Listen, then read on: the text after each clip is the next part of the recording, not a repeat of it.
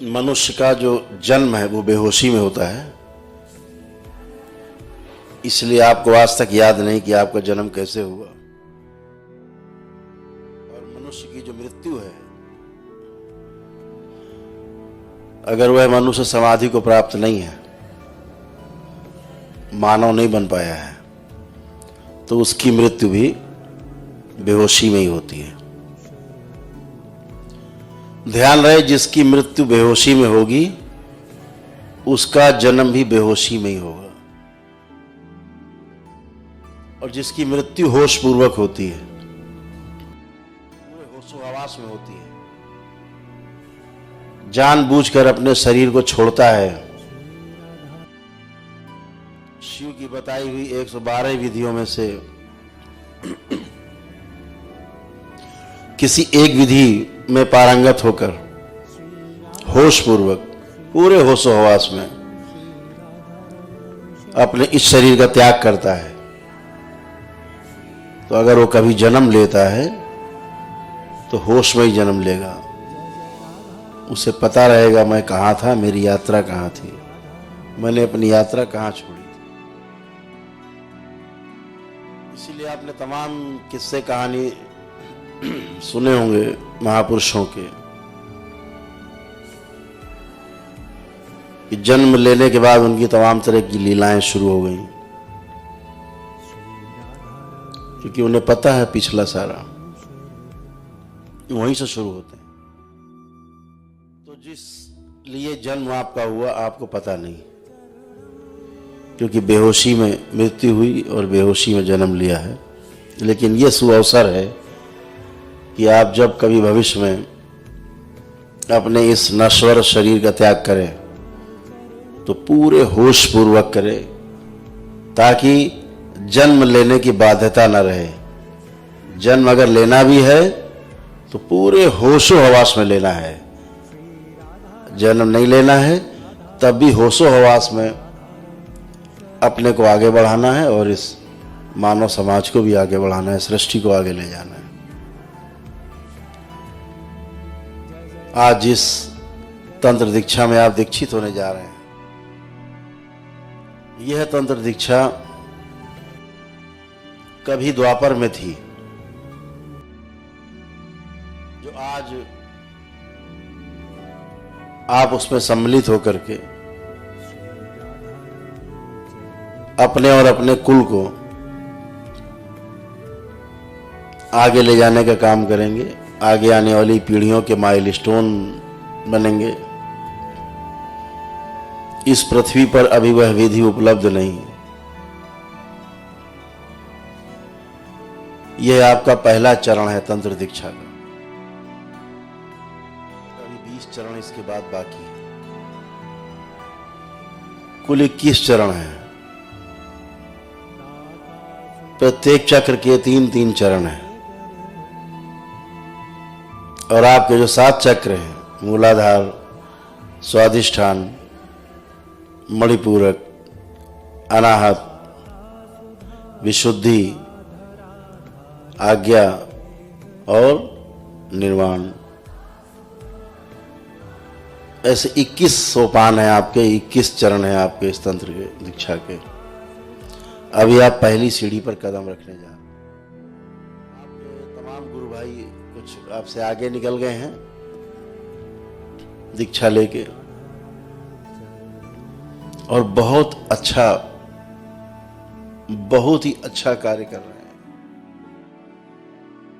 मैं देखता हूं कि कितने सुंदर सुंदर पुष्प खिल रहे हैं, कितने सुंदर सुंदर कमल खिल रहे हैं, बेहोशी में सही लेकिन खिल रहे हैं। उन्हें पता ही नहीं कि क्या खिला रहे हैं वो। लेकिन मैं देखता हूं कि अंदर अंदर जो पीछे शरीर है ना, सब खिलखिला रहे हैं, पुष्प की तरह, कमल के पुष्प की तरह खिल रहे हैं। अद्भुत है। बहुत से लोगों में ये हो सकता है कि अपने इस नश्वर शरीर को ठीक करने के लिए हम दीक्षा ले लें, लेकिन यह तो एक बाय प्रोडक्ट है। अगर पीछे के शरीर स्वस्थ है, प्रसन्न है, तो ये स्थूल शरीर तो स्वस्थ और प्रसन्न रहेगा ही रहेगा। ये इसका बाय प्रोडक्ट है। पीछे वाले गड़बड़ है तो इस पे दिखाई देगा सब गड़बड़ है। तो ठीक इसको करने का प्रयास नहीं करना है, ठीक जो अंदर वाले हैं जिसके लिए दीक्षा मिल रही है, जो दीक्षा ले रहे हैं, वो इस शरीर के अंदर है। दीक्षित ये शरीर नहीं हो रहा है, यह तो साधन मात्र है। असल में दीक्षा तो इस शरीर के पीछे जो है वो ले रहे हैं, और आपके द्वारा कमाई गई पूंजी तप की जप की आपकी ही रहेगी। इस पूरे सृष्टि में किसी की हैसियत नहीं जो आपका जप तप आपका पुण्य आपसे छीन ले, चुरा ले, बगैर आपकी इच्छा के उसके दर्शन भी नहीं कर सकता वो। इतने जबरदस्त कवच से आप चारों ओर से आबद्ध हैं कि कुछ भी ऐसा नहीं जो आपकी आंखों के सामने से गुजर जाए आपको पता न लगे। अद्भुत ऊर्जा है, बहुत ऊर्जा है आप सब लोगों में। अभी जब आप तंत्र दीक्षा में दीक्षित होकर के आज के बाद से जब जप में जाएंगे, तब आपको उस ऊर्जा का एहसास होगा जो आप करना चाहते थे। अगर आप ठीक से कर ले गए उसको, तो निश्चित रूप से बहुत अद्भुत है। आपका जीवन तो धन्य होने वाला ही है। पूरा परिवार भी आपके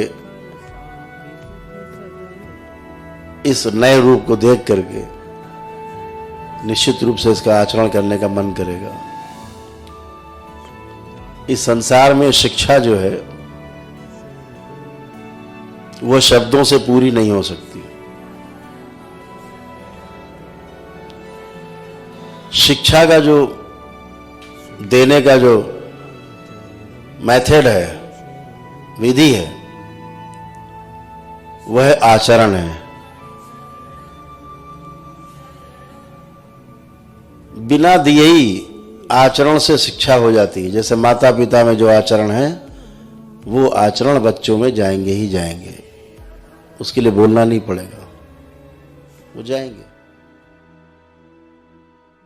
आचरण जीवन में देखिए आप, कभी जो जीव जंतु हैं उनमें जो आचरण है, उनके आगे होने वाली जो संतानें हैं, संतति है, वह उसी प्रकार के आचरण करती है जैसे उसके माता पिता कर रहे होते हैं। शिक्षा देने के लिए कोई गुरुकुल नहीं खुला उनका। तो मनुष्य जाति में भी ये है, क्योंकि पीछे से वो भी आया है यात्रा करके।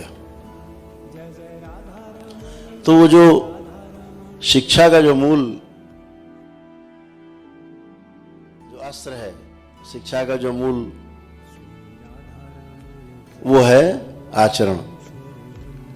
आप जैसा आचरण करते हो, परिवार आपका आचरण स्वीकार करता है।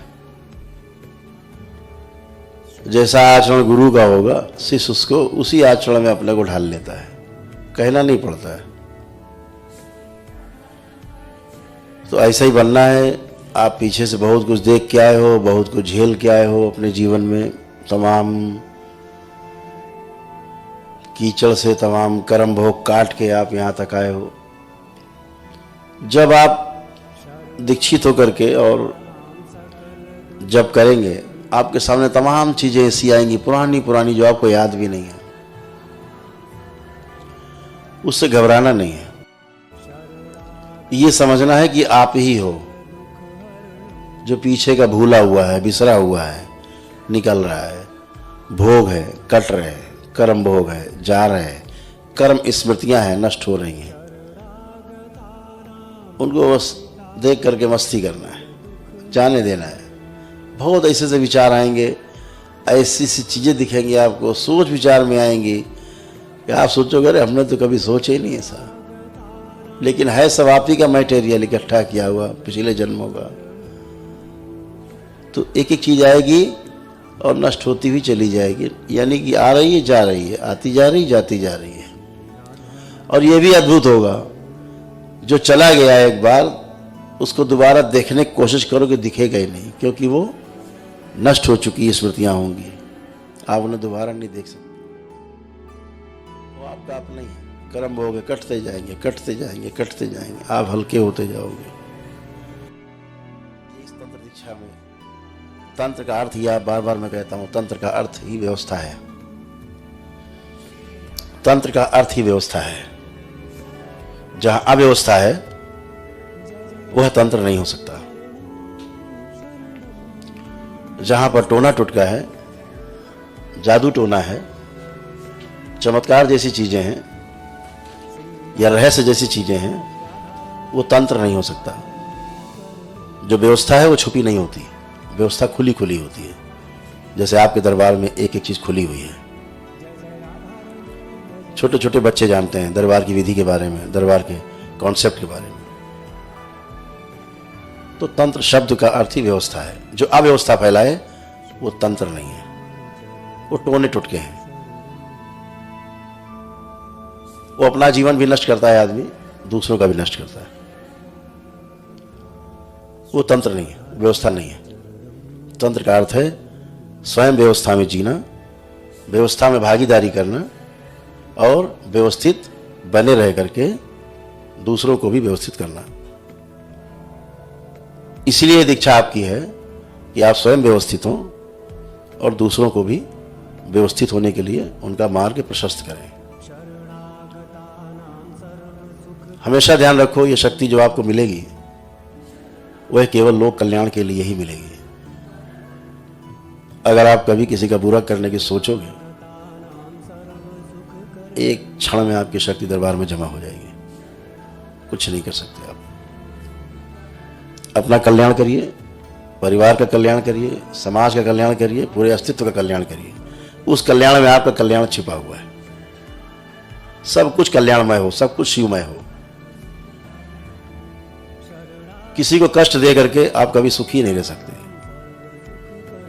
सबसे पहले उस कष्ट का भागीदार आप स्वयं होंगे, तब दूसरे को कष्ट मिलेगा। ये हमेशा ध्यान रखिए। तो हमेशा सुख दे करके सुख मिल सकता है। किसी को मुस्कुराहट दे करके आपके अंदर मुस्कुराहट आ सकती है। किसी को कष्ट दे करके आप में मुस्कुराहट नहीं, कुटिलता आती। तो हमेशा ध्यान रखना है कि जहां पर आपकी संतुष्टि है, सामने वाले की संतुष्टि है, उभय संतुष्टि है, वही तंत्र है। सामने वाला भी सुखी है और आप भी सुखी है उससे, वही तंत्र है। तो हमेशा इस बात का ध्यान रखना है कि जो भी जप करें लोक कल्याण के लिए मन में भावना करके करें हमेशा। और लोक कल्याण की भावना में आपकी कल्याण की भावना निहित है, उसी में है, समाविष्ट है उसका। निश्चित रूप से आप एक नए रास्ते की ओर चल रहे हैं, लेकिन रास्ता बहुत सुगम है। अगर आपका मन साफ है, ये रास्ता बहुत सुगम है, एकदम सरल है, जटिलता है ही नहीं। इतना सरल है, इतना सरल है कि आप उसकी कल्पना अभी नहीं कर पा रहे हैं। अभी तो आपको लग रहा है कोई जटिल काम है ये। सत्य से सरल कुछ भी नहीं, और असत्य से कठिन दूसरा कोई काम है नहीं। असत्य के लिए बहुत आडंबर करने पड़ते हैं, सत्य के लिए कोई आडंबर नहीं। चाहे जहां बैठ जाओ, चाहे जिससे मिल लो, चाहे जहां चले जाओ। असत्य के लिए फिर आडंबर है, बड़े बड़े आयोजन, बड़े बड़े ढोल ताशे नगाड़े मजमा है। सत्य के लिए कुछ भी नहीं। सत्य के लिए लोग कहते हैं ना सत्य की खोज, ये वाकई गलत है। हमेशा खोज आप असत्य की कर सकते हैं, सत्य तो हमेशा सामने रहता ही है। सत्य तो साथ में ही है, सत्य तो लेके ही घूम रहे हैं। दृष्टि नहीं जा रही केवल आपकी। अगर आपका गेस्टाल्ट केवल चेंज हो जाए, आपकी दृष्टि केवल परिवर्तित हो जाए, तो सब कुछ यही है। दृष्टि जब तक परिवर्तित नहीं होती तब तक लगता है कि कुछ खाली है। जहां दृष्टि परिवर्तित हुई सब भरा हुआ है। तो हमेशा ध्यान रखना है कि लोक कल्याण के दृष्टि से आपको आगे बढ़ना है। ये आप पहला चरण है, आपकी पहली सीढ़ी है आपकी। आप सभी का